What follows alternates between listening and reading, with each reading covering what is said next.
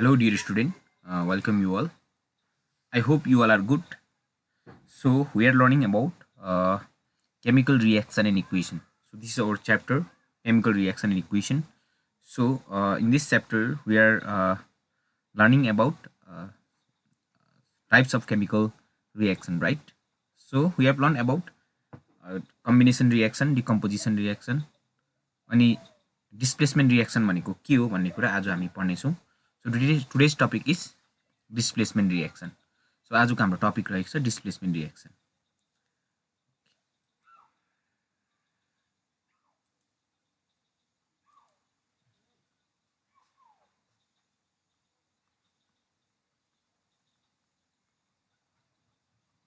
Displacement reaction यो हाम्रो topic हो है. अब मैले अगाडिदेखि भन्दै थिएँ तपाईको यो वर्डको जुन चाहिँ वर्ड इटसेल्फले हामीलाई बताउँछ कि यो के हो भन्ने कुरा हैन. सो डिस्प्लेसमेन्ट रिएक्सन पनि त्यही हो. डिस्प्लेस हुन्छ यहाँनिर हैन. अब डिस्प्लेसमेन्ट रिएक्सनमा के हुन्छ भन्दाखेरि तपाईको यो यहाँ चाहिँ के हुन्छ भन्दाखेरि एउटा एलिमेन्टले अर्को एलिमेन्टलाई डिस्प्लेस गर्छ. It's very simple. When an element displace another element from its compound it's called displacement reaction. एउटा एलिमेन्टले अर्को एलिमेन्टलाई डिस्प्लेस गर्छ. बुझ्नुभयो. फर इक्जाम्पल यहाँ छ अरे ए छ अरे है. ए छ अरे यहाँनिर सपोज बी र सी छ अरे. अब त्यति बेला के हुन्छ भन्दाखेरि चाहिँ जस्तै यहाँनिर सपोज एसी आयो भनेपछि यहाँनिर बी आउँछ. सो यहाँनिर के गर्यो भन्दा चाहिँ यो एउटा कम्पाउन्ड हो. यो त हाम्रो कम्पाउन्ड हो. यो एउटा एलिमेन्ट हो. यो एलिमेन्ट हो. यो कम्पाउन्ड हो. ओके. एलिमेन्ट यो के हो कम्पाउन्ड हो. सो यहाँनिर के गर्यो भन्दा चाहिँ एउटा एलिमेन्टले ए ले चाहिँ बी लाई डिस्प्लेस गरेको छ. सो यही हो डिस्प्लेसमेन्ट रिएक्सन खासै भन्नु पर्दाखेरि हैन. Element displace another element. एलिमेन्टले त एलिमेन्टलाई डिस्प्लेस गरेको छ अनि तर कहाँबाट डिस्प्लेस गरेको छ एउटा कम्पाउन्डबाट डिस्प्लेस गरेको छ. सो यही हो displacement reaction. So there are two different type of displacement reaction. One first is here पहिला के पढ्नुपर्छ हामीले भन्दाखेरि सिंगल डिस्प्लेसमेन्ट. पहिला हामीले पढ्नुपर्छ सिंगल डिस्प्लेसमेन्ट. सिंगल डिस्प्लेसमेन्ट भन्नुपर्छ. यो हाम्रो फर्स्टमा छ single displacement reaction. So single डिस्प्लेसमेन्टमा चाहिँ के हुन्छ भनेर भन्दाखेरि तपाईको अहिले भर्खर जुन चाहिँ मैले इक्जाम्पल गरेँ त्यही हुन्छ सिंगल डिस्प्लेसमेन्टमा हैन. एउटा केमिकल रिएक्सन हो जहाँ चाहिँ एउटा एलिमेन्टले अर्को एलिमेन्टलाई डिस्प्लेस गर्छ कम्पाउन्डबाट हैन. त्यसलाई भन्छ सिंगल डिस्प्लेसमेन्ट रिएक्सन.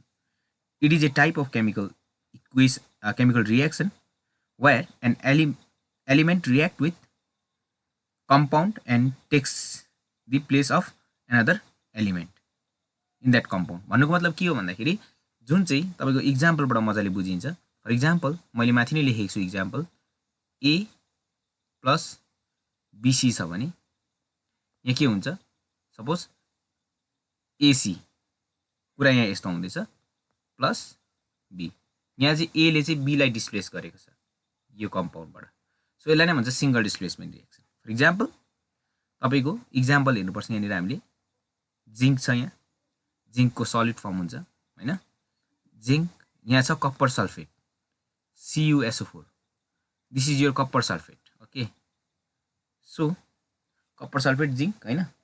सो यो चाहिँ के छ भन्दाखेरि यहाँबाट जिंकले कप्परलाई डिस्प्लेस गर्छ. ओके. यसको फर्म के हुन्छ एक्वस हुन्छ कप्परको. बुझ्नुभयो कप्पर सल्फेटको. सो यहाँ के हुन्छ भन्दाखेरि ZnSO4 प्लस Cu. सो यहाँनिर के गर्यो जिंकले कप्पर सल्फेटलाई के गर्यो जिंक र कप्पर सल्फेटको रिएक्सनमा जिंकले कप्परलाई डिस्प्लेस गर्यो. यसको नाम हो कप्पर सल्फेट. याद छ तपाईलाई कप्पर. अब यहाँ जिंकले त तपाईको कप्परलाई डिस्प्लेस गर्यो. तर अर्को कुरा के हुन्छ भन्दाखेरि ध्यान दिनुपर्ने कुरा एकदमै छ. तपाईको यहाँनिर एकदमै ध्यान दिनुपर्ने कुराहरू छ जुन चाहिँ तपाईको केले केलाई डिस्प्लेस गर्छ भनेर. अब यहाँ याद गर्नु पर्यो तपाईले. सपोज कुरा यस्तो हुन्छ यहाँनिर. सपोज यहाँ यो इम्पोर्टेन्ट छ. यो पोर्सन चाहिँ इम्पोर्टेन्ट छ. जस्तै Cu प्लस ZnSO4 के यो पनि यस्तो हुन्छ. CuSO4 प्लस Zn हुन्छ. कहिले पनि हुँदैन यो रिएक्सन. यसमा के हुन्छ हामीले लेख्नु पर्यो. यसमा यो हुँदैन, हाम्रो यो प्रडक्टमा हुँदैन, यसमा लेख्नु पर्यो तपाईले नो रिएक्सन। वाइ किन नो रिएक्सन लेख्नु पर्यो? किन भन्दाखेरि कुनै कुरालाई एउटा एलिमेन्टले अर्को एलिमेन्टलाई डिस्प्लेस गर्नु लागि तपाईको एउटा एलिमेन्ट पावरफुल हुनु पर्यो नि।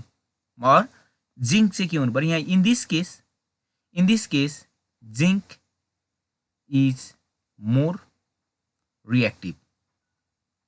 रिएक्टिभ देन कपर, र मात्रै डिस्प्लेस गर्न सक्छ हो कि हैन? जिंक रिएक्टिभ छ भने त अब यहाँबाट थाहा भइसकेको छ मलाई जिंकले कपरलाई डिस्प्लेस गर्छ भनेपछि फेरि कपरले जिंकलाई डिस्प्लेस गर्छ र गर्दैन नि त, किनभने zinc is more reactive than copper so that zinc can replace copper. But in this case copper चाहिँ लेस रिएक्टिभ देन जिंक भएको कारणले गर्दाखेरि चाहिँ यो रिएक्सन हुनु सक्दैन। So this is all about your single displacement reaction. So how do you know that यो चाहिँ अब मोर रिएक्टिभ हुन्छ, यो चाहिँ लेस रिएक्टिभ हुन्छ भन्ने कुरा कहाँबाट थाहा पाइन्छ भनेर भन्दाखेरि तपाईको मेटल एन्ड नन मेटलमा एउटा सिरिज छ हैन? अब एउटा सिरिज छ, रिएक्टिभिटी सिरिज छ, त्यो कुराबाट थाहा पाइन्छ। जस्तै म अलिकति भनिदिन्छु तपाईहरुले त्यो रिएक्टिभिटी सिरिज चाहिँ के हुन्छ भनेर। ओके, अब रिएक्टिभिटी सिरिजमा चाहिँ के छ भन्दाखेरि जस्तै अब तपाईले याद गर्नु पर्यो, फर्स्टमा छ तपाईको छ पोटासियम हैन? पोटासियम सबैभन्दा रिएक्टिभ हैन? त्यहाँदेखि Na सोडियम, त्यहाँदेखि बेरियम हो कि हैन? बेरियम, त्यहाँदेखि क्याल्सियम। यो चाहिँ एउटा रिएक्टिभिटी सिरिज हो, मेटल एन्ड नन मेटलमा पढ्नुपर्छ। त्यहाँदेखि म्याग्नेसियम, त्यहाँदेखि हामीले एल्युमिनियम हैन? त्यहाँदेखि जिंक, यस्तै प्रकारले हुन्छ पुरा। क्रोमियम, आइरन, त्यहाँदेखि क्याडमियम, सिडी, त्यहाँदेखि कोबाल्ट। यो चाहिँ एउटा रिएक्टिभिटी सिरिज हो। त्यहाँदेखि आउँछ निकल, त्यहाँदेखि टिन हैन? त्यहाँदेखि यहाँ पनि यस्तो पारेर राख्छु म, त्यहाँदेखि टिन, बुझ्नुभयो? त्यहाँदेखि led,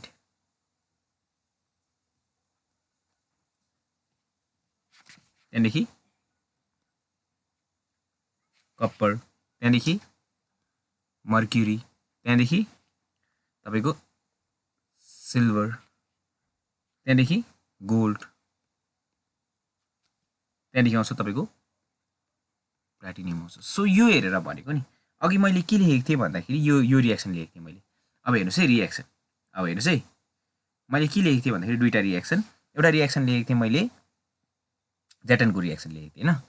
जेटेन plus CuSO4 is equals to ZnSO4 plus Cu, यो कुरा त लेखेको थिएँ मैले। फेरि के लेखेको थिएँ मैले? Cu प्लस ZnSO4 चाहिँ के हुँदैन? नो रिएक्सन भनेर लेखेको थिएँ। अब हेर्नुहोस् यहाँनिर जेटेन मोर रिएक्टिभ हुनु पर्यो नि, जेटेनको रिएक्टिभिटी हाई हुनु पर्यो। यहाँ छ जेटेन, त्यहाँदेखि कपर कहाँ छ? यहाँ छ भनेपछि जेटेनले कपरलाई रिप्लेस गर्न सक्छ, कपरले जेटेनलाई रिप्लेस गर्न सक्दैन नि, बिकज जेटेन इज मोर रिएक्टिभ हो कि न? सपोज क्याल्सियम सल्फेट छ अरे, ओके, मतलब फेरि यहाँनिर सपोज यहाँनिर क्याल्सियम भएको भए, यहाँनिर जेटेन नभएर क्याल्सियम भएको भए क्याल्सियम सल्फेट आउँथ्यो, यहाँनिर रिएक्ट गर्न सक्थ्यो। बुझ्नुभयो नि हैन? बुझ्नुभयो नि हैन? एल्युमिनियम सल्फेट, यो कुराहरू, यो मतलब जेटेनलाई केले रिप्लेस गर्न सक्छ भन्दाखेरि यसले रिप्लेस गर्न सक्छ। Potassium, sodium, barium, calcium, magnesium, aluminium replace गर्न सक्छ, फेरि त्यहाँदेखि उँधो गएपछि रिप्लेस गर्न सक्दैन। सो यो भनेको मैले रिएक्टिभिटी सिरिज भनेको चाहिँ यो एकदमै इम्पोर्टेन्ट कुरा छ। So this is your single displacement reaction. अब अर्को के छ भन्दाखेरि डबल डिस्प्लेसमेन्ट रिएक्सन। अर्को कुरा छ डबल डिस्प्लेसमेन्ट रिएक्सन, बुझ्नुभयो नि? यो त हैन? सो डबल डिस्प्लेसमेन्ट रिएक्सनमा के छ भन्दाखेरि यसमा चाहिँ हुन्छ तपाईको आयन एक्सचेन्ज हुन्छ। यो डिस्प्लेसमेन्ट रिएक्सनकै बीमा छ, सेकेन्ड पोर्सनमा छ double displacement, double displacement reaction. Double displacement रिएक्सनमा चाहिँ के हुन्छ भन्दाखेरि चाहिँ तपाईको आयन एक्सचेन्ज हुन्छ। यसमा चाहिँ खासै भन्नु पर्दाखेरि डबल डिस्प्लेसमेन्टमा चाहिँ सिम्पली आयन एक्सचेन्ज हुन्छ, बुझ्नुभयो? यसमा चाहिँ आयन एक्सचेन्ज हुन्छ। यसमा डेफिनेसन किताबमा तपाईको हुन्छ, किताबमा डेफिनेसनहरु छ होला, तर म चाहिँ भन्छु यसमा आयन एक्सचेन्ज हुन्छ, जस्ट आयनहरु एक्सचेन्ज हुन्छ, बुझ्नुभयो नि हैन? सो डबल डिस्प्लेसमेन्ट रिएक्सन हेर्नु पर्दाखेरि हाम्रो के छ भन्दाखेरि तपाईको इक्जाम्पलबाटै हेरेको राम्रो, इक्जाम्पलबाट हेरेको भनेको एकदमै राम्रो हुन्छ हैन? सो हाम्रो डबल डिस्प्लेसमेन्ट हेर्नुस् है।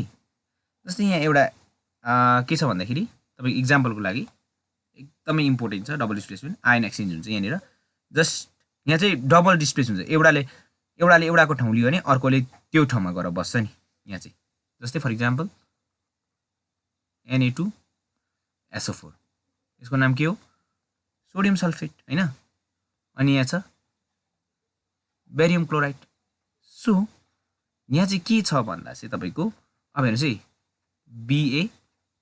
BaSO4 यो जुन चाहिँ Ba छ यो SO4 सँग जोडियो भनेपछि यो सोडियम के सँग जोड्नु पर्यो क्लोरिनसँग जोडिनु पर्यो नि प्लस 2NaCl सो यहाँनिर के हुँदैछ यहाँनिर आयन एक्सचेन्ज हुँदैछ सिम्पल आयन एक्सचेन्ज हुँदैछ हैन जुन चाहिँ यो जुन चाहिँ Ba चाहिँ यता गएर जोडी Ba एउटा आयन त हो Ba प्लस हैन 2+ यो एउटा आयन त हो हैन सिम्पल आयन एक्सचेन्ज हुन्छ सो डबल डिस्टिलेसन रिएक्सनमा चाहिँ के हुन्छ भन्दाखेरि जस्ट एउटा गएर अर्कोको जग्गामा बस्छ अर्को गएर अर्कोको जग्गामा बस्छ त्यति मात्रै हो BaSO4 भनेको के हुन्छ यो एउटा यस्तो एरो छ यहाँ यो भनेको प्रिसिपिटेट हो यादै छ यसको प्रिसिपिटेट कस्तो कलर हुन्छ भन्दाखेरि व्हाइट प्रिसिपिटेट हुन्छ अनि यो सोडियम क्लोराइड त सबैलाई थाहा भएको कुरा हो हैन फर इक्जाम्पल अर्को पनि छ तपाईको AgNO3 यो के हो सिल्भर नाइट्रेट अनि NaBr यो हुँदाखेरि के हुन्छ तपाईको जस्ट अब आयन एक्सचेन्ज हुन्छ Ag र Na आयन एक्सचेन्ज गर्छ यहाँ के आउँछ भन्दाखेरि